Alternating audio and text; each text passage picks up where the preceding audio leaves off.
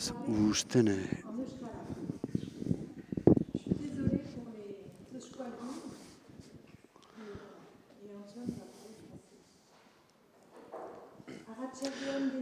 bonsoir à tous et à tous. C'est dans le cadre d'Euskararen Urtaroa que nous avons le plaisir d'inviter Damaris Pan. Également, le mardi 3 décembre, dans 10 jours, nous inviterons Oyer Echeverria.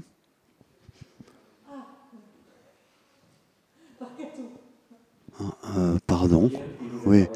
Oyer Irureta Goyena, il y a une erreur sur le nom. Donc, un autre jeune artiste du Pays Basque Sud que nous avons invité. Les deux vont nous faire leur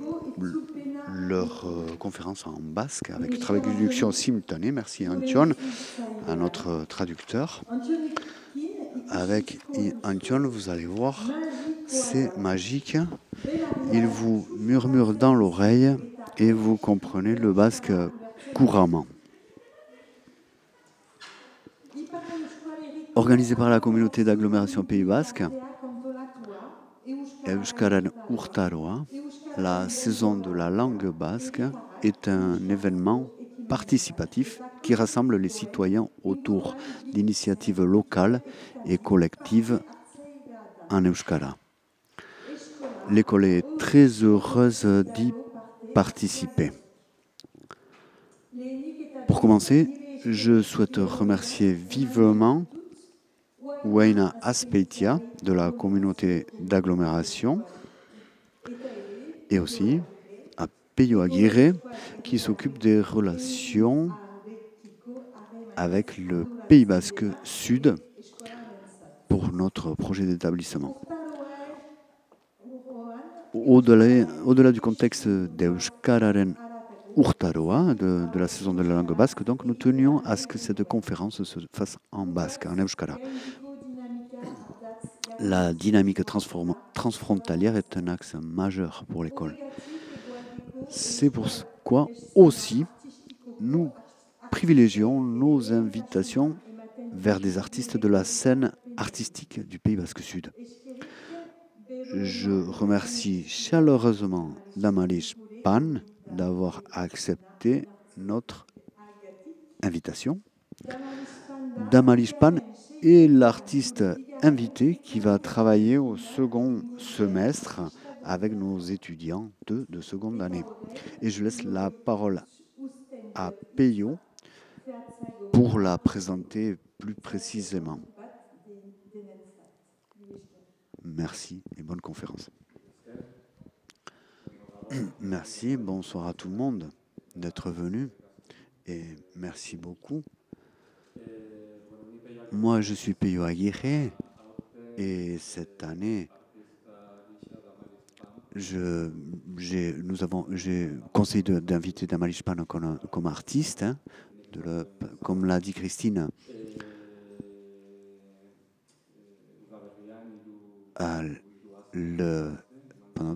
Elle va passer 3 semaines ici au printemps, en deuxième année, et aussi cette conférence. Et au début de cette conférence, on a pensé en faire la présentation en français, mais bon, vu que vous êtes tous et toutes avec des casques, eh bien, on peut le faire en basque et de le faire comme ça. Donc, Damaris Pan est une artiste et eh bien, elle est peintre et Damaris est bascophone. Elle vit à Bilbao et elle a étudié là-bas les beaux-arts à Bilbao.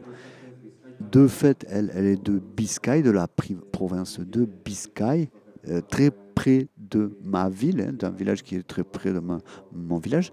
Donc nous sommes assez proches. Et nous nous connaissons, eh bien, cela fait maintenant 3, 4, peut-être 5 ans. Et aussi, eh bien, Damaris vit à Bilbao, donc elle est enseignante aussi. Et à l'université du Pays Basque, aux Beaux-Arts de l'Université du Pays Basque, surtout en master. Et cela fait 7 ou 8 ans maintenant qu'elle est enseignante. Et eh bien, dans son travail, cette expérience pédagogique est assez importante. Et en tant qu'artiste, cela fait déjà quelques années qu'elle a reçu le prix Goulet Artea. Le prix Goulet Artea est un prix, le prix le plus important du Pays Basque Sud pour les artistes. Et bien, il y a quelques jours, elle a reçu à Madrid le prix, un des prix les plus importants de peinture au niveau espagnol, qu'elle a gagné à Madrid il y a quelques jours. Donc, je te félicite, Damaris, bravo. Et voilà, je vais en rester là et je vous laisse avec elle. Merci beaucoup d'être venu.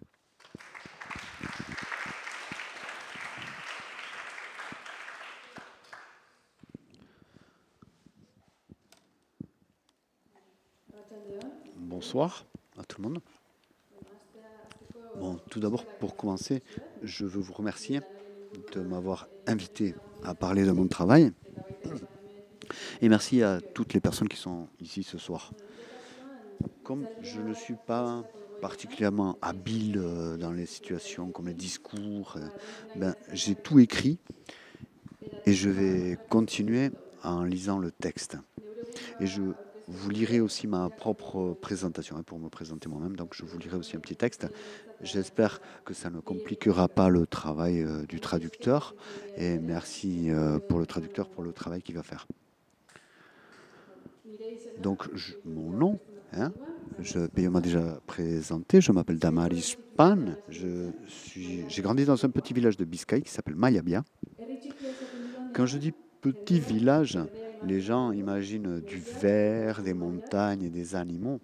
Mais mon village a été construit en quelques années au milieu de plusieurs zones industrielles, bien que l'église et le fronton soient plus anciens.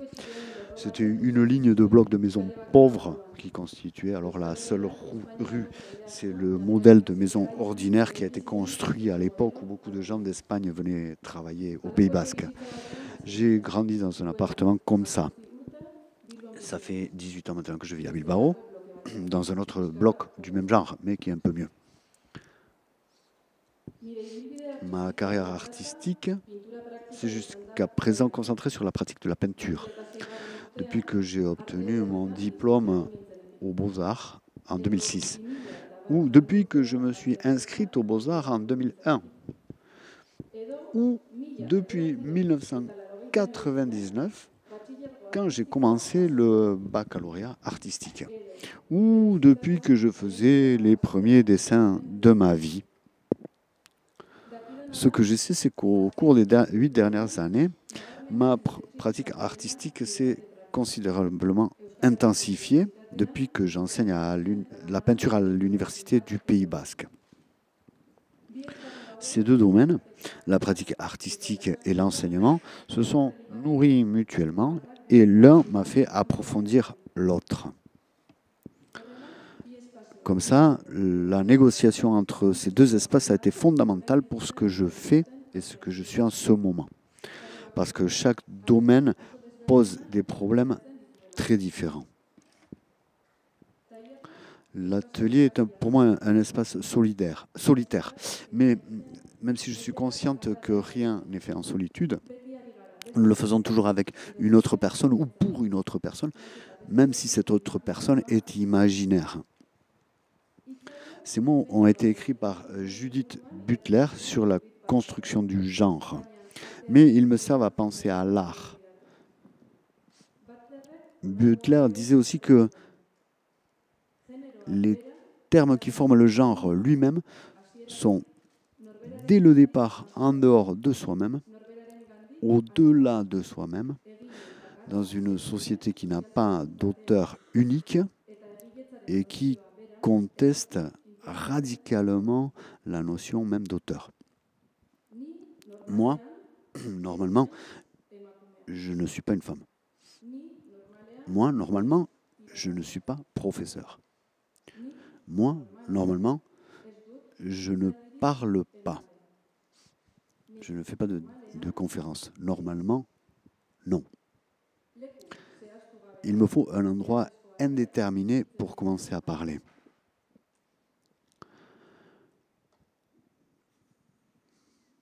Réflexion. Peinture, non. Tout d'abord, j'essaierai d'expliquer comment je me place dans la pratique artistique à travers diverses réflexions. Puis, j'aborderai des sujets matériels plus concrets à travers une sélection d'expositions individuelles qui ont eu lieu ces dernières années. Je ne mettrai pas d'image dans la première partie. En tout, ça va durer 1 heure. Chaque partie dure à peu près une demi-heure. La peinture, non. La peinture, non. Mon contexte de création est l'art, en général. Et la peinture, de manière particulière, en particulier. Quand je peins, il n'y a rien de plus important. Mais ensuite, je me fiche de la peinture. La peinture ne signifie rien, sauf si quelque chose se passe d'une certaine manière grâce à elle. La peinture qui ne m'intéresse pas m'intéresse moins que tout le reste. Je voudrais fuir toute affection et toute romantisation de la discipline picturale, car ce n'est qu'un moyen qui ne garantit rien. Je suis plus consciente de la nécessité de me défendre contre les admirateurs trop fidèles de la peinture que contre ceux et celles qui désapprouvent la peinture. Je suis consciente de la difficulté de redéfinir radicalement quelque chose dans la peinture. Redéfinissez-les, mais qu'il reste assez lâche. Comme dit Spinoza, avec la conviction que tout ce qui est beau est aussi difficile qu'étrange. Je ne peins pas pour obtenir une chose peinte. Peut-être même pour ça. Mais je préfère penser que je peins pour expérimenter le doute par la peinture. D'une part, avoir le sentiment d'être très sûr et en même temps de ne pas avoir la moindre sécurité. Dans la recherche de sa propre technique, au-delà des alibis conceptuels, je comprends qu'on se demande ce que c'est que d'être une personne et ce que c'est que d'être un artiste. Ce que peut être la peinture aujourd'hui et ce que peut devenir la peinture. Comme chaque peintre peut vivre le conflit par la peinture, y compris le conflit avec l'être, et le conflit avec son propre désir.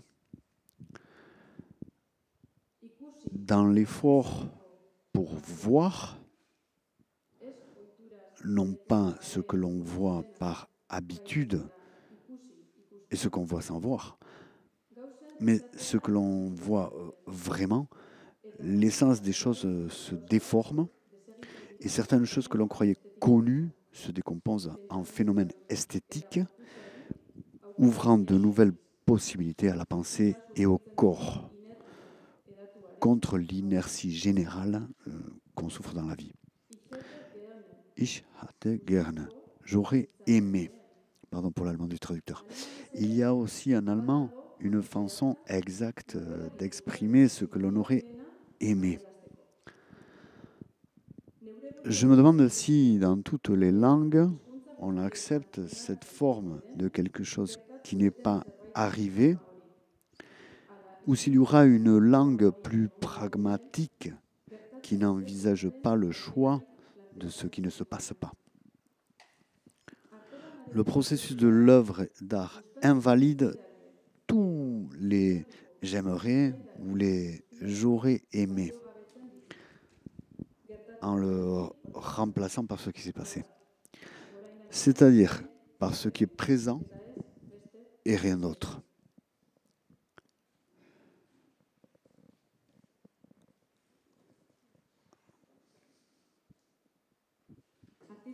Tout au long du processus de chaque artiste, à travers les décisions qu'il choisit entre les accidents heureux et les accidents tristes, je dirais qu'il y a une façon personnelle de reconnaître le manque de contrôle, inséparable du mode personnel de contrôle. Le manque de contrôle dont je parle n'a rien à voir avec le fait de considérer l'accident comme un instrument de rhétorique, mais avec la compréhension de l'accident comme indispensable. C'est-à-dire, pour paraphraser Txomin Badiola, accepter les éléments irrationnels du processus de création, sachant que l'opération artistique est une construction rationnelle. C'est-à-dire que l'accidentel est toujours présent, mais accidentellement, ce n'est pas de l'art. Roberto Bolaño disait « Le mot chaussure ne l'évitera jamais ». D'après mon expérience, dans la plupart des cas, c'est quelque chose que le travail lui-même montre, non pas d'une manière mystique, mais d'une manière très réelle. J'aime beaucoup une idée du philosophe Leibniz, selon laquelle nous avons des raisons pour la science sensorielle, pas des définitions ou des lois, mais des preuves, de véritables preuves matérielles.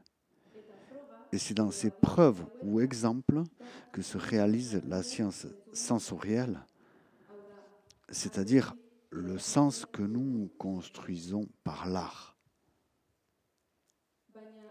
Mais si l'art a la faculté de produire du sens, cela doit être en même temps là où il n'y a pas encore de sens.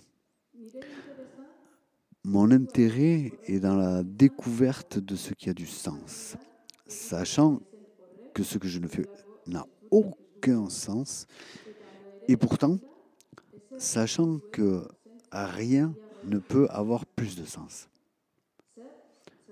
Quoi? Pourquoi? Quoi? Pourquoi? Pas non plus pour rien. Et de nouveau, ça recommence. Ce sont des modes de connaissance à partir de la perception, stimulés par des rencontres avec d'autres choses que la peinture. Les plis de toutes ces choses sont importants, ainsi que la synthèse de quelque chose grâce à la forme. Tout ce que je peux dire vient de mon expérience. Il y a quelque temps, j'ai entendu l'écrivain Agustín Fernández Mayo dire « Je ne fais rien d'autre que de moi. Je peux dire tout ce que je dis parce que c'est passé par chez moi, par mon lavabo, par mon lit. » Et c'est ainsi que je conçois aussi le travail personnel comme le résultat de l'expérience, mais pas seulement une expérience personnelle. Il s'agit d'une expérience cognitive jamais séparée de la vie, mais dans la vie elle-même, dans le passé, dans le temps contemporain, dans le lavabo des toilettes, dans l'esthétique, dans la conversation avec d'autres artistes et non artistes, en touchant la science, la musique, le cinéma, en ressentant la faim, en continuant à travailler avec le langage et les mots, qui sont aussi un matériau à façonner. Quelqu'un a dit, il n'y a pas de règle ici. Nous essayons d'obtenir quelque chose. Cela a quelque chose à voir avec la désobéissance, non pas comme un caprice, mais comme une alternative qu'on doit créer, et aussi un peu comme un caprice, oui. Et c'est aussi quelque chose sur la liberté.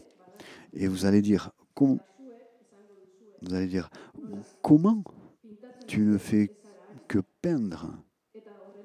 Et c'est vrai, mais ça me sert à tout le reste. La peinture est très chargée.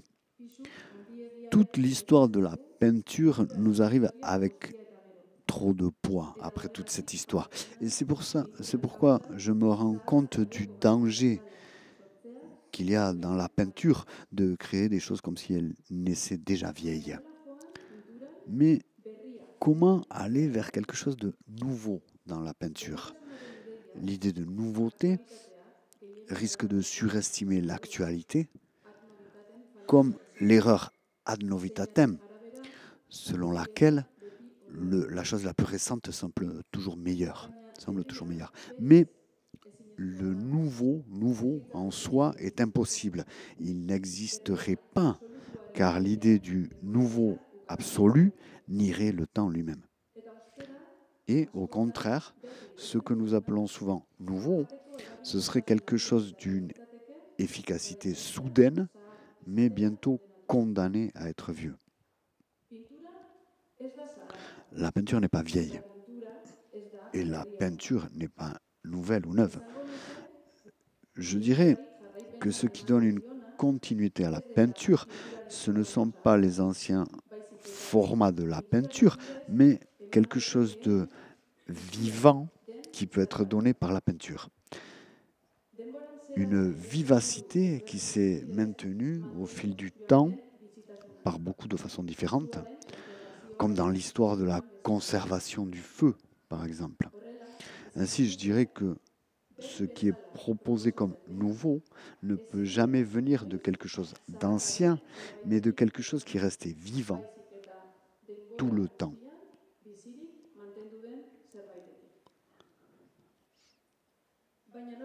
Mais comment définir cette chose qui est vivante?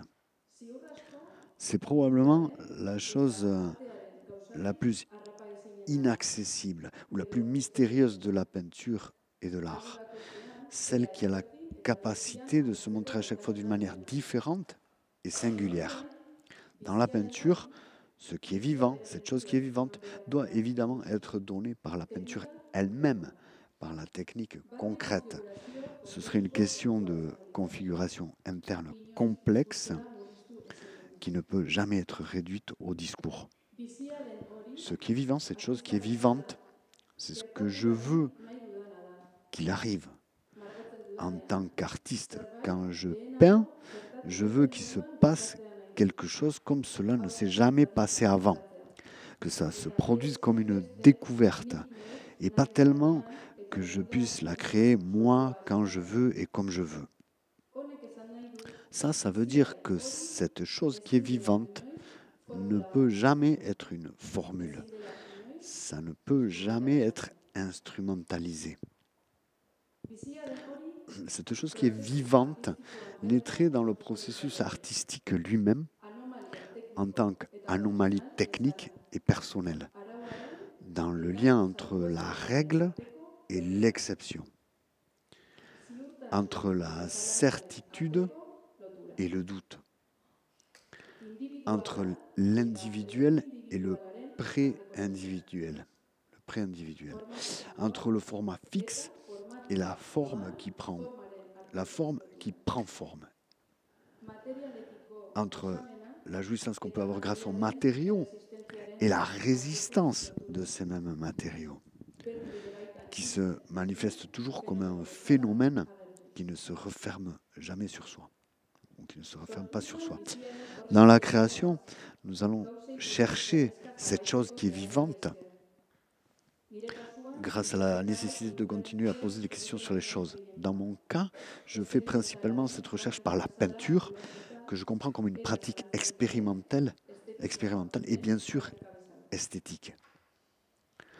Ensuite, si j'essaie de parler de ce qui se passe sur le plan matériel et sur le plan de la procédure, je peux dire des choses très simples. Je peux dire, par exemple, que parfois le pinceau se déplace en diagonale et parfois en cercle.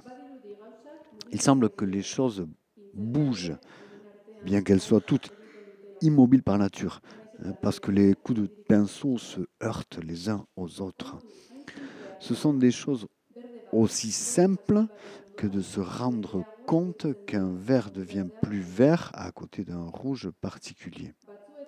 Parfois, quand je peins, il arrive qu'une partie soit différente, mais l'ensemble est bien accouplé et chaque partie se connecte à l'autre, comme dans la vie. Chaque chose avec son énergie et tout en même temps.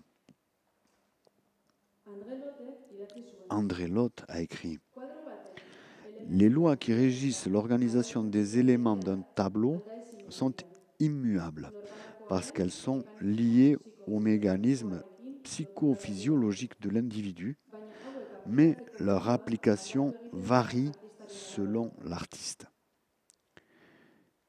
Et dans un autre passage, il disait: l'essentiel de l'art n'est pas d'imiter la nature, mais de réaliser des éléments plastiques purs, des mesures, directions, ornements, lumière, valeurs, couleurs et matières organisées par les préceptes des lois naturelles.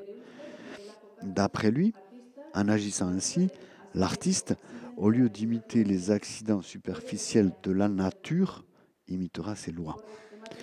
Parce que c'est ce qu'on appelle la nature qui nous donne la mesure.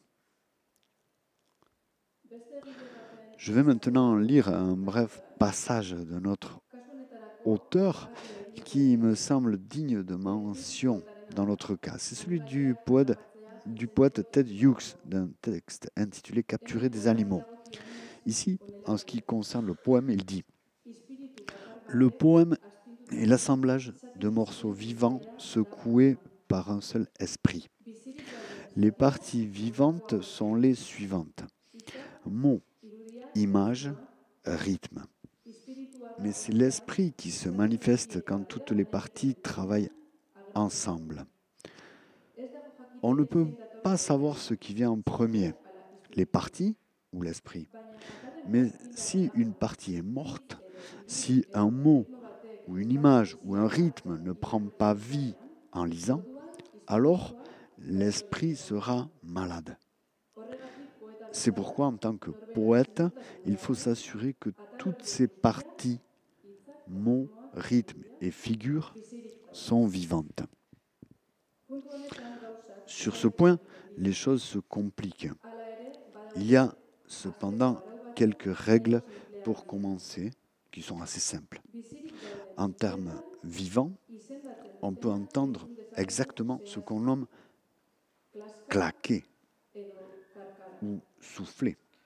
Des fois, on peut le voir comme éclaboussure ou ombre. Des fois, on peut le goûter comme vinaigre ou délice. Des fois, on peut le toucher aussi comme huileux ou collant. Ou on peut le sentir aussi comme avec essence ou eau de mer. Ou ce sont des mots qui semblent utiliser des muscles comme coup de poing ou balancer. Mais comment contrôler tout ça? Comment savons-nous que le mot plume ne s'est pas collé au mot miel qui est un peu plus loin? C'est ce qui se passe dans la mauvaise poésie. Les mots s'entretuent. Cet auteur parle du poème, mais il parle en général du sens poétique, de la nécessité d'une forte sensibilisation au matériel dont nous disposons. Il parle du danger de l'arbitraire. Si nous ne prêtons pas attention à la qualité des éléments que nous employons et à leurs effets. Il en va de même dans un tableau. Il y a le même danger de coller les plumes à la douceur, même s'il n'y a exactement ni miel ni plume. On risque toujours, on a toujours le risque que les parties différentes s'entretuent, d'être incapable de percevoir le signe des différents éléments et de tomber dans des compositions arbitraires, capricieuses et effrayantes, qui sont très éloignées de cette chose vivante dont nous parlions tout à l'heure. Gilles Deleuze, dans son ouvrage La peinture et la question des concepts, met en garde contre le danger de cet arbitraire, en signalant précisément l'innocence apparente d'un carré. Il dit, un carré, ça peut être prétentieux, vraiment. Ça peut être un sale carré. Ça peut être dégoûtant, un carré. Il y a des carrés dégoûtants chez les mauvais abstraits. C'est ça l'échec absolu. C'est ça le non-sens total. C'est pourquoi, dans la création artistique, il est indispensable de prêter attention à la relation entre le corps et l'air, à la tension, au rythme, à l'articulation. Mais quand vous peignez, toutes ces choses ne peuvent pas être décidées consciemment. Il n'y a pas le temps de calculer exactement si c'est ici ou un peu plus loin. Pour moi, ça fonctionne souvent par intuition. Mais tout ne peut pas être intuitif et spontané. Les choses vont bien quand je peins et quand je sens le prochain mouvement, juste quand je bouge. Quand je réfléchis longtemps, j'ai des solutions trop rationnelles. Et quand je me déconnecte trop, tout échoue. Mais parfois, le fait d'être déconnecté sauve le tableau. La meilleure décision vient souvent alors que quand quelque chose se passe déjà, mais c'est aussi souvent la pire des décisions aussi. C'est pour ça que c'est si dangereux. Dans mon cas, quand je commence à travailler, il y a un point de départ, mais ça peut être n'importe quoi. Par exemple, un fond matériel ou un tableau antérieur. Chaque travail a besoin de son temps. Le plus souvent, c'est beaucoup de temps. Et sur ce chemin, une grande quantité de fonds me viennent. Et à partir de ces fonds, en tirant le fil, je sens un autre commencement. Pour moi, ça fonctionne comme un mécanisme en activité, sans arrêt.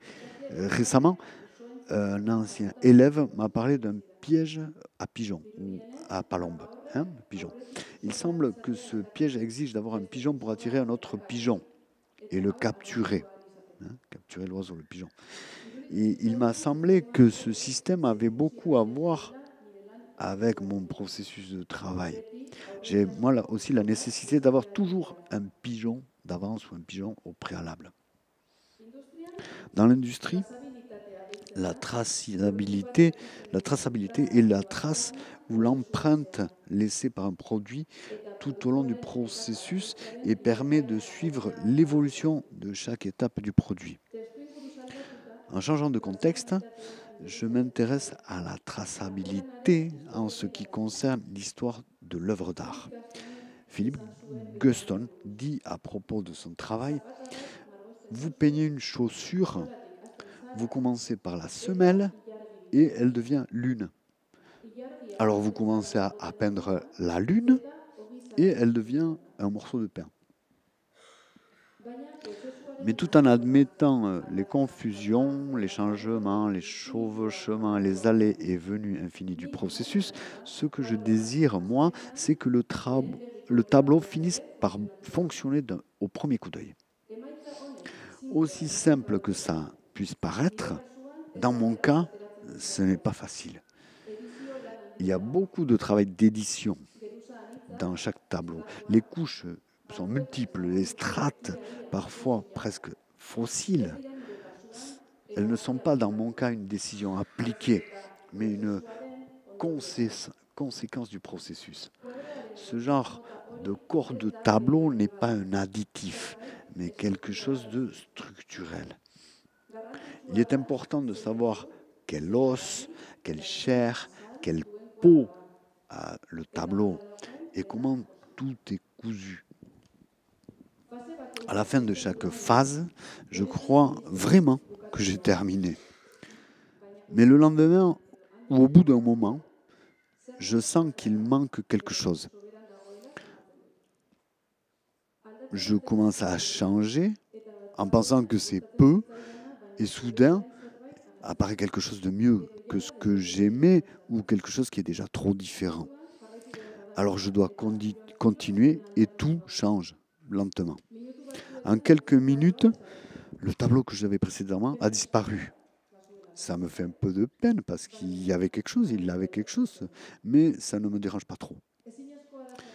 On ne peut pas savoir ce que ça doit être pour être assez bien. Il doit y avoir quelque chose de nécessaire, quelque chose de précis, de mesuré, et le contraire en même temps, d'une grande richesse. Qu'on ne remarque pas que l'on voulait autre chose et que l'on n'y est pas parvenu. Que l'inertie ne domine pas, ni le geste fin, ni ce qui est trop connu. Il faut remarquer qu'on y a expérimenté autre chose. Cette chose qui est vivante, le feu dont on parlait tout à l'heure.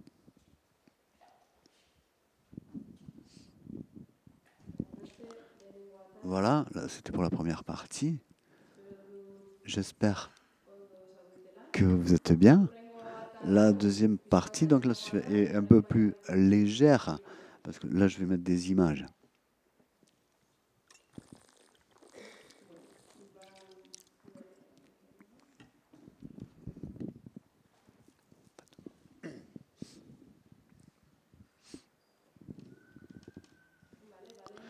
Bon, comme je vous l'ai dit tout à l'heure, maintenant, je vais présenter des modèles des expositions que j'ai faites entre 2017 et 2024, des expositions individuelles.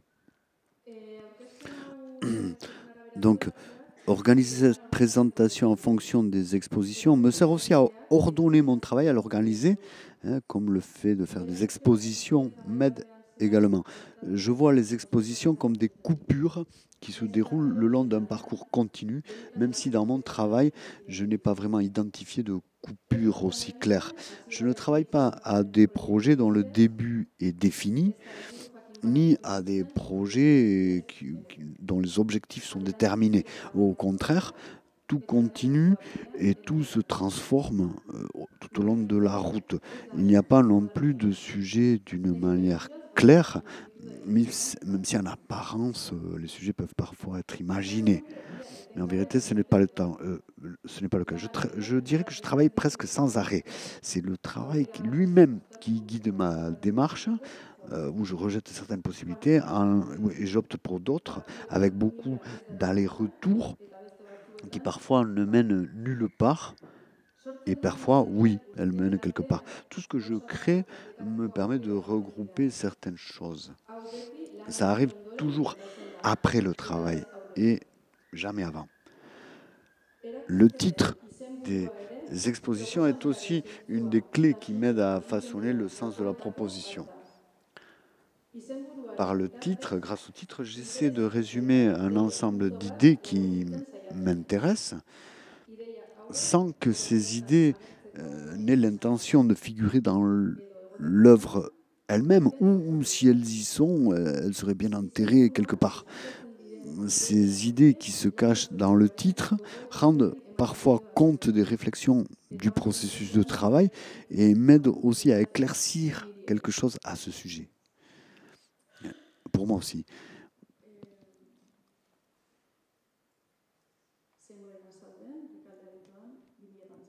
Donc là, c'est Que tu es bronzé. C'était une exposition en 2017 dans la salle Recalde de Bilbao. Ça, donc je l'ai fait à la salle Recalde à Bilbao, hein, en prenant comme prétexte la couleur de la peau. Ce titre visait à souligner la nécessité de changer le destin prévu pour les choses dans la pratique artistique.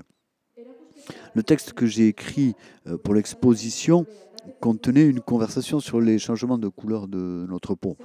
Que tu es bronzé. C'est une expression banale, une phrase qui fonctionne presque comme un adieu aux vacances d'été, mais qui, bien que superficielle ou épidermique, peut être aussi assez profonde en même temps. Une personne qui dit à une autre que tu es bronzé, elle veut dire normalement, toi tu n'es pas comme ça. Bientôt, tu ne seras pas comme ça. Ou tu es dans une situation transitoire. Être ou rester. Tout peut être différent d'une autre manière. Tout peut être différent.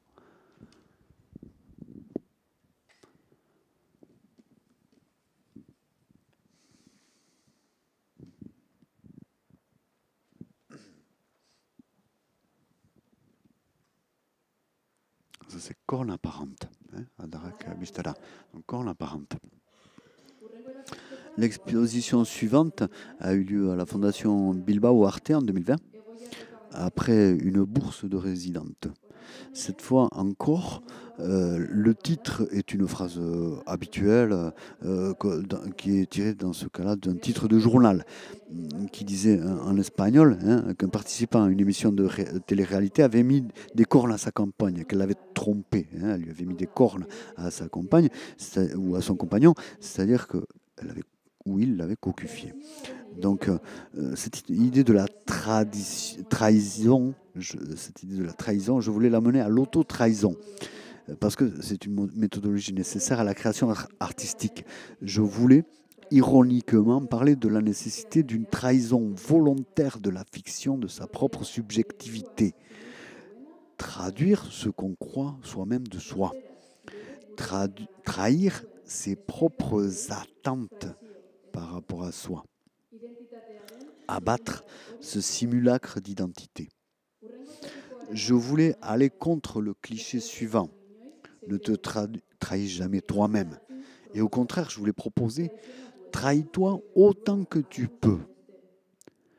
En essayant de réfléchir à ce que peut être ce moi que je ne devrais pas trahir. C'est une proposition contre la fiction de l'identité fixe en disant, trahis-toi parce que tu es prisonnier de toi-même. Ainsi, tant l'œuvre que l'auteur ou l'autrice lui-même s'entendent tout au long du processus comme des phénomènes esthétiques, poreux, perméables, variables, fluides.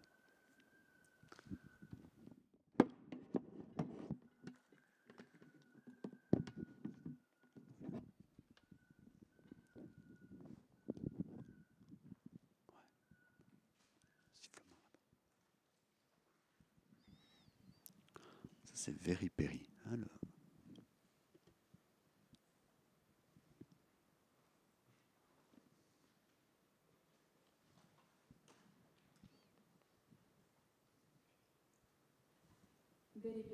Very Perry. Cette exposition a eu lieu en 2022 à Alf House à Barcelone. Alf House est un endroit très spécial, créé en 2009 par deux artistes, Alberto Peral et Sinéad Spellman. Et comme son nom l'indique, c'est à moitié une maison et à moitié un espace artistique. Ici, on fait des séjours artistiques avec eux, et on partage la maison avec ces deux artistes. Et il y a aussi des expositions et beaucoup d'autres événements. Dans le cas de cette exposition, le titre contient 2 lettres accidentellement déplacées. C'est un accident qui reflète bien le déplacement des différents fragments dans le processus matériel du travail que j'ai présenté. Very Perry était une couleur à la mode nommée par Pantone en 2022. J'ai lu cette information dans un magazine et je ne savais pas, mais elle y était mal écrite, le nom de cette couleur. Mais j'ai particulièrement aimé Là où j'attendais la présence du I latin, hein, de trouver le I latin, là où j'attendais le Y, Je croyais qu'ils avaient inventé le nom, adapté le bon nom. Et puis à travers d'autres informations, j'ai réalisé que cette inversion était due à une erreur. En vérité, les Pantone l'avaient appelé Very mais avec le Y en premier. C'est un ton lilas, comme une demi-pièce. Dans cet ensemble de travaux créés avec des papiers et des ciseaux, comme dans les lettres du titre, certaines parties ont été échangées avec d'autres au cours d'un long processus. Le papier excédentaire d'une pièce allait à une autre, et cette pièce, en même temps, elle apportait une nouvelle pièce en trop. Tantôt, elle permettait de commencer une autre nouvelle pièce, tantôt, elle trouvait sa place dans une pièce déjà commencée. Ainsi, chaque négatif qui apparaissait en coupant du papier produisait un positif, et comme ça à l'infini. Contrairement à mon travail de peinture, le travail que j'avais fait jusque-là, le travail a gagné du corps au fur et à mesure que le corps se perdait. Et il y avait toujours le risque de perdre complètement le corps si le trou ne trouvait pas de limite.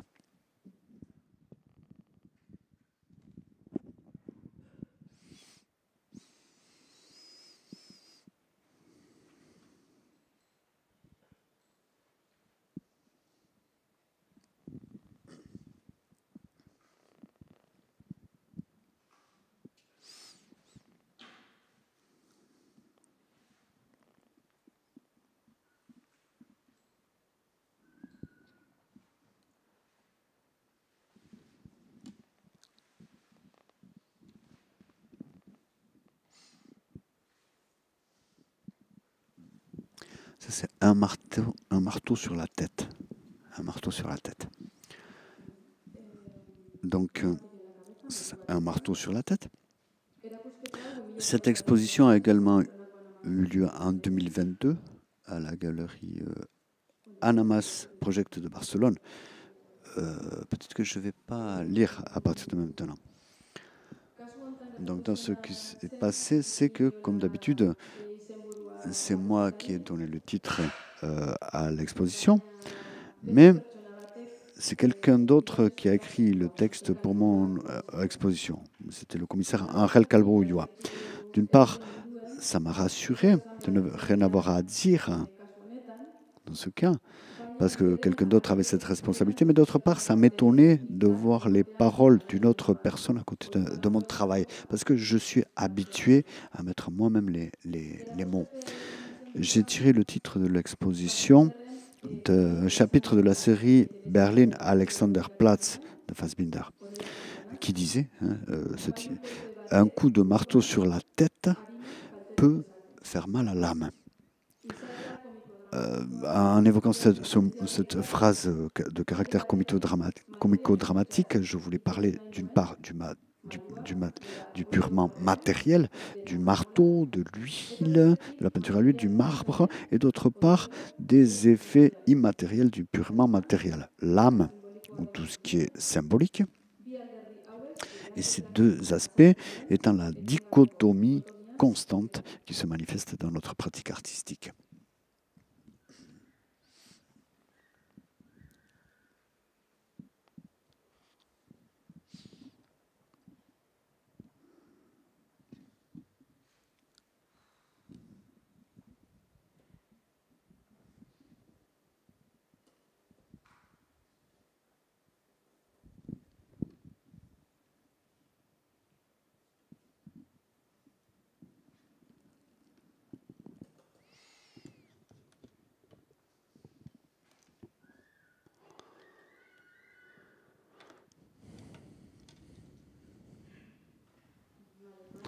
Mal. Cette exposition a eu lieu à la galerie Fermaille de Palma de Majorque en juin 2023. D'une part, avec le titre, je voulais parler de la série Liebermel Malemir de Martin Kippenberg en 1981. Ça veut dire quelque chose comme ça. Cher peintre, peins pour moi. Male en allemand est l'impératif du verbe peindre. est à la première personne du présent. Du male, toi peins, ou ich male, moi je peins. Mais si on le lit en anglais, male, ça veut dire masculin. Et en français, mâle, ça veut dire aussi masculin. Et le mot male, male ou mal peut aussi nous conduire, en français comme en espagnol, à la notion du mal, du mauvais, de la mauvaise forme. Donc, male male fonctionnait comme un gadget sémantique qui prend beaucoup de sens avec très peu. Et en plus, il résonne comme un mantra pour moi dans le studio. Pendant que je travaille, je me dis parfois male male, et puis mauvais masculin.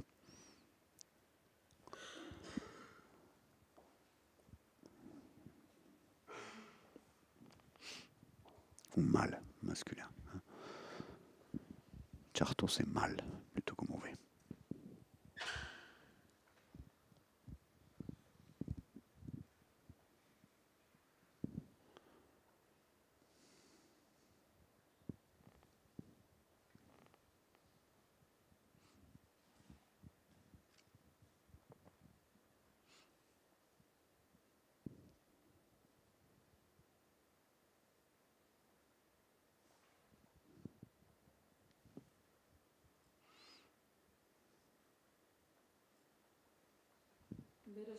Belochapa, c'est chaleur étouffante. En basque, on dit Belochapa quand il fait très chaud avec de l'air très humide. Au Belochapa, on dit. Cette exposition a été inaugurée en septembre 2023 dans le cadre du programme Mapa Mundistache à Pampelune. Il s'agit d'une série de peintures à l'huile sur papier qui présente des personnages différents dans une atmosphère que je décrirais comme entre l'hédonisme et un pur monde apocalyptique. Cette série a commencé par un séjour assez inattendu à la résidence d'art Nautilus sur l'île de Lanzarote. J'ai été y travailler en mai 2023 et par le matériel que j'ai demandé 2 ou 3 tons rouges de la peinture à l'huile que j'utilise habituellement. D'abord, ils m'ont apporté des rouges qu'ils avaient dans la réserve. Mais ce n'était pas ce que je voulais. Les suivants sont arrivés, mais cela aussi était trop rose. C'est pas facile d'obtenir du matériel sur une île. J'ai continué à essayer et à la fin du mois, j'avais sur ma table une douzaine de rouges, de carmin, d'écarlate, d'orange et de vermillon de différentes marques. Et quand j'étais dans les derniers jours de la résidence, un ami ou une amie française m'a envoyé un message de WhatsApp en me racontant une anecdote. Quand elle était à la station de métro de Paris, elle venait de voir une femme allumer une cigarette juste avant l'arrivée du train. Pour fumer une cigarette en une seule aspiration profonde, ouvrir les portes du train, jeter la cigarette par terre et la piétiner. Le message se terminait en anglais par The cigarette was heavily red. Je veux dire, la cigarette était toute rouge. Le message de mon ami m'est arrivé alors que je peignais. Et par hasard, ce jour-là, il me restait beaucoup de noir sur la palette. Et sans réfléchir, j'ai mis à côté beaucoup d'autres rouges. Et j'ai fait ce dessin en quelques minutes et je l'ai envoyé à mon ami. Et puis alors, soudain, comme j'avais trop de rouge sur la palette, j'ai continué cette nuit-là à faire plus de figurants en noir et en rouge. Plus de fumeurs, fumeuses, des souvenirs de la plage, une jambe qui me passait près de la tête quand j'étais couché sur le sable.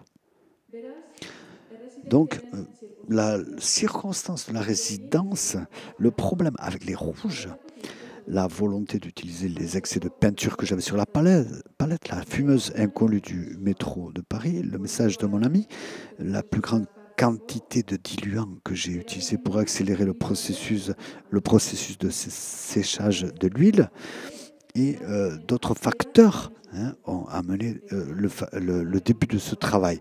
Et puis, je l'ai continué, je l'ai porté à de plus grands formats pour l'exposition de Pampelune.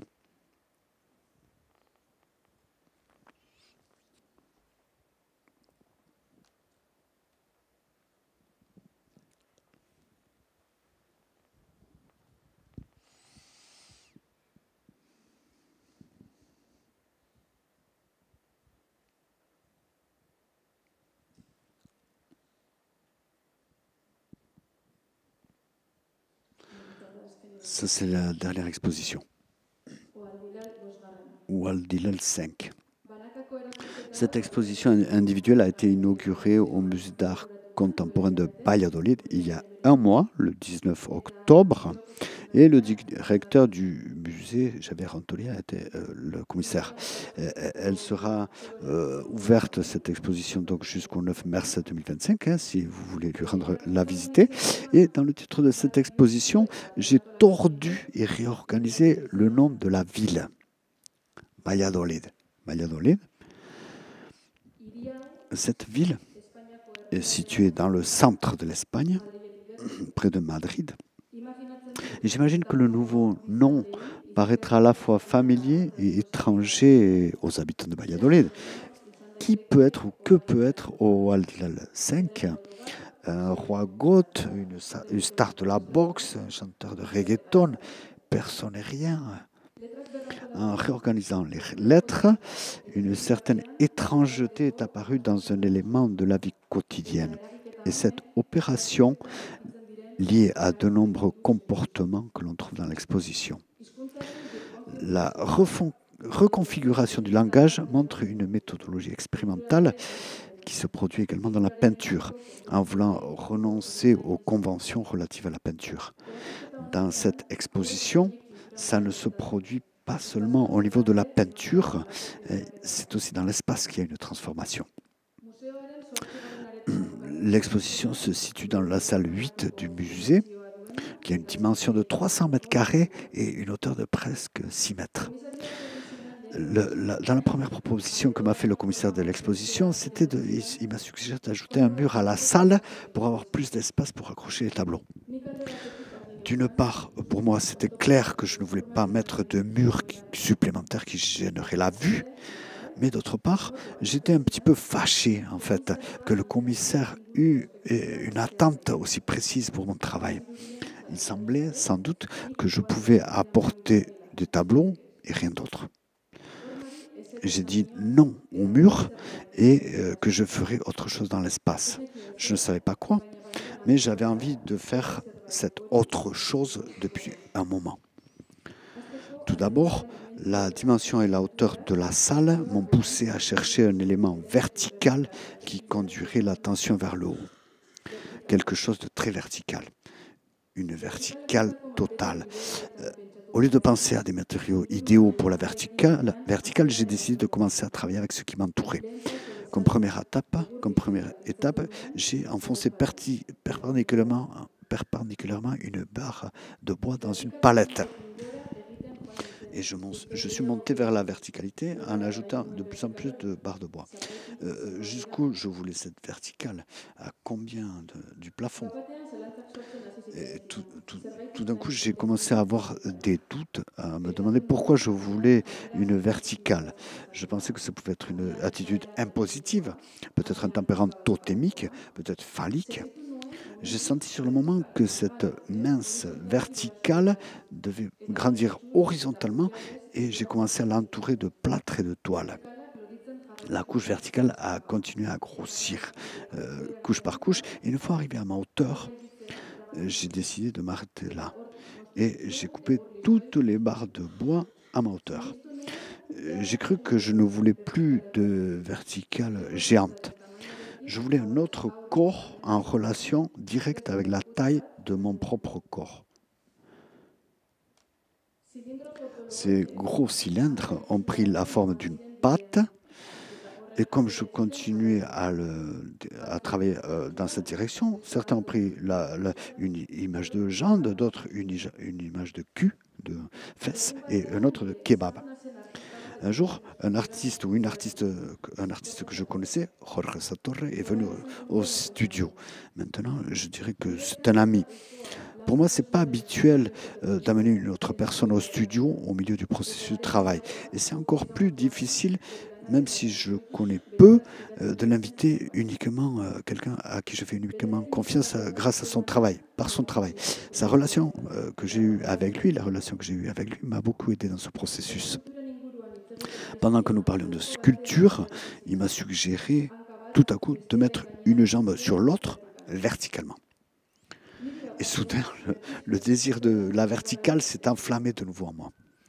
Je ne voulais pas superposer les jambes l'une sur l'autre, mais je voulais une colonne de colonnes, du sol au plafond. J'ai commencé à faire de nouveaux essais, en grand axe, des tissus, du sparte, du plâtre, du polyuréthane, mais pour une colonne qui allait mesurer presque 6 mètres, tout était encore trop lourd. Problème technique. Ça a été un long processus à la recherche de quelque chose de plus léger et de plus rigide. Je ne vais pas continuer avec les hauts et les bas du processus, mais je vais vous monter ce euh, ce pilier qui est au centre de la salle d'exposition et qui en est le résultat.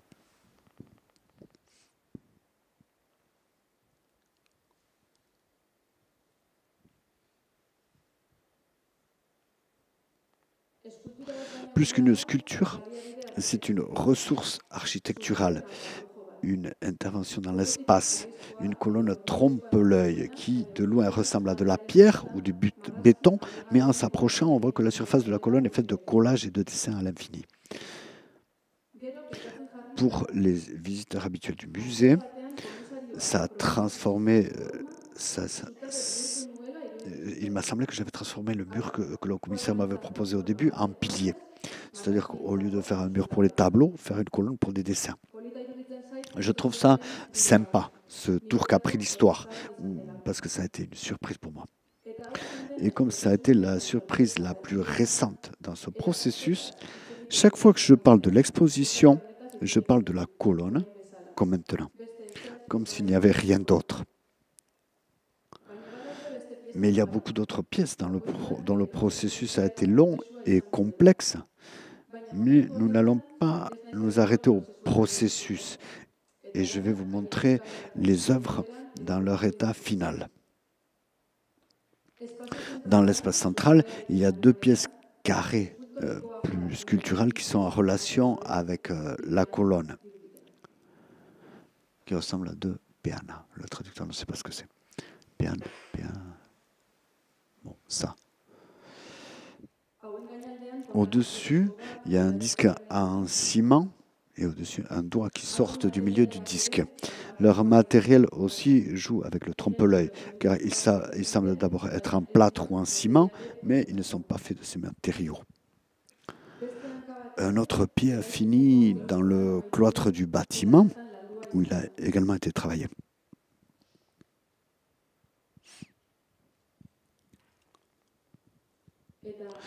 Et même si je l'ai finalement laissé pour la fin, voilà, un autre qui est dans une salle un peu plus petite.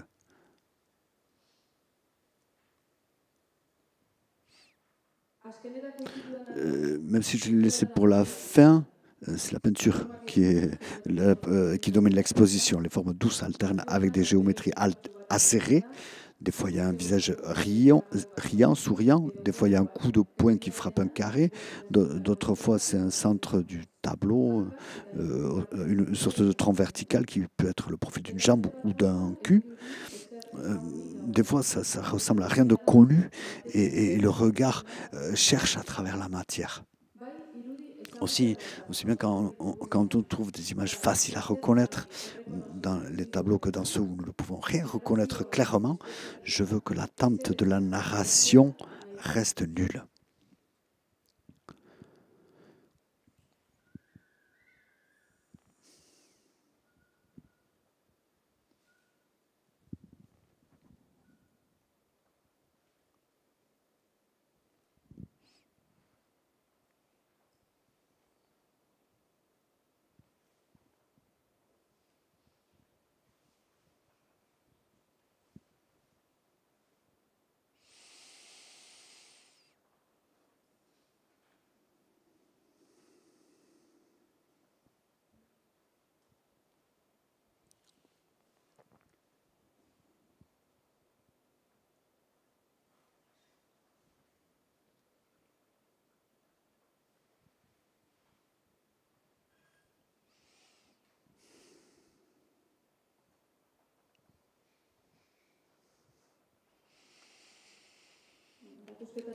Voilà, nous sommes actuellement en train d'élaborer un catalogue de l'exposition. Et dedans, c'est Peyo Aguirre qui va écrire sans aucun doute un beau texte. Et quand il sera prêt, ce catalogue, je vous en apporterai quelques exemplaires. Et voilà, c'est tout pour aujourd'hui. Hein. Merci pour votre attention.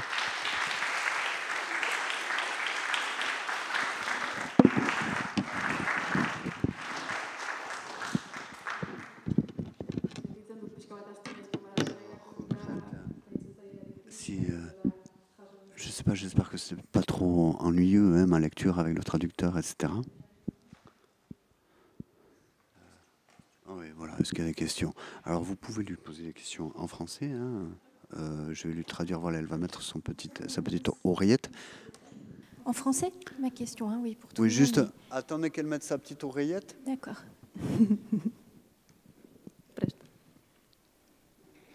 Gaon Damaris Mileshker. Bonsoir, Damaris, merci.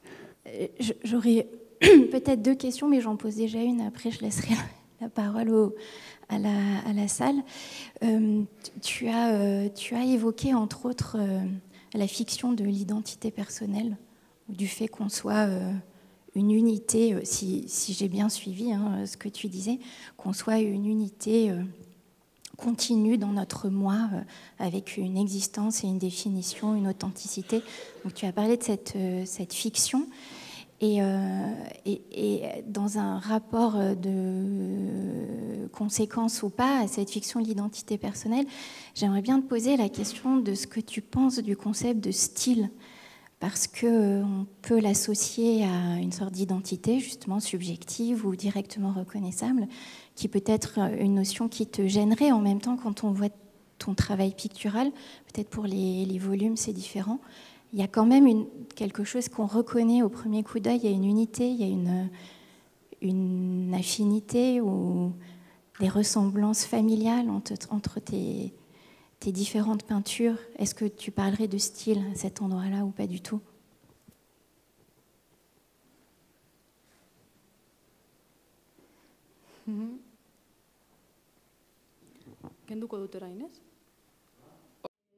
Oui, tout à fait. Je trouve ça tout à fait lié. Cette histoire du style, cette idée avec une fiction identitaire, en comprenant le style d'une certaine manière. Hein. Voilà, c'est que je rentre dans...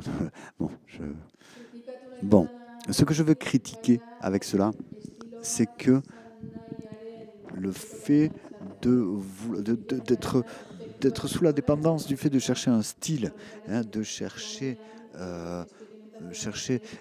à respecter un style et de ne pas avoir une recherche plus honnête lors de son travail, de cette honnêteté, de faire des vrais essais. Parce que finalement, le style peut être peut-être la prison, une prison pour un artiste ou une artiste. Qu'est-ce que vous devez respecter quand vous avez construit un style? Vous devez suivre, continuer à faire cela. Et voilà, je parle de tout cela quand je parle de cette fiction identitaire ou fiction de l'identité. Je ne sais pas. Bon, le traducteur n'était pas sûr qu'il avait très bien compris la question non plus, mais il espère que, par exemple, quand je donne quand je donne des classes, quand je donne des cours, je vois souvent les élèves qui sont très préoccupés avec cette histoire du style, hein, cette question du style, que les élèves veulent absolument très vite avoir une marque ou de penser que peut-être le marché va leur demander cela. Et bon, voilà, moi j'essaie d'aller contre cette croyance.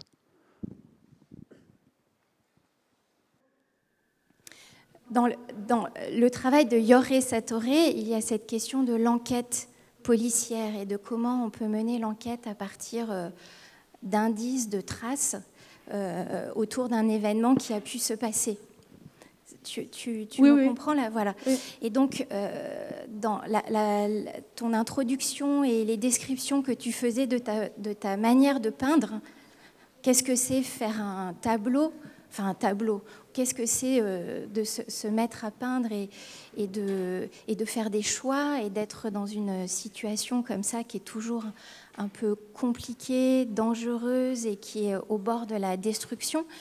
Est-ce que dans cet acte-là, il n'y a pas quelque chose de l'ordre d'une enquête comme un détective, mais tu ne sais pas quelle énigme tu veux résoudre, mais c'est en le faisant qu'il y a comme une énigme qui se met en place, et que finalement les gestes relèveraient de l'enquête du détective qui finalement interprète ces traces et ces formes négatives. Oui. Euskeraz, erantzun dute. Je vais répondre en basque.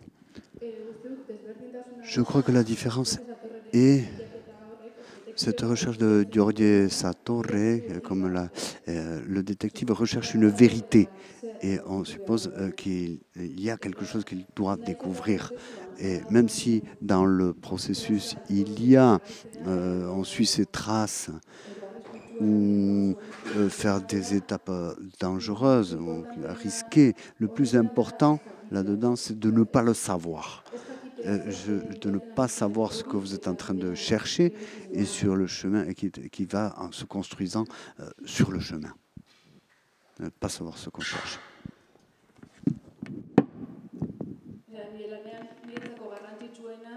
Pour moi, parce que pour moi, le plus important, c'est de ne pas savoir.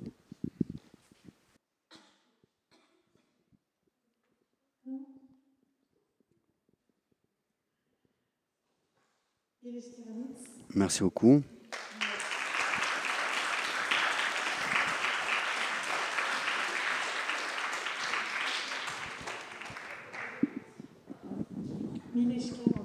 Merci à Antiol.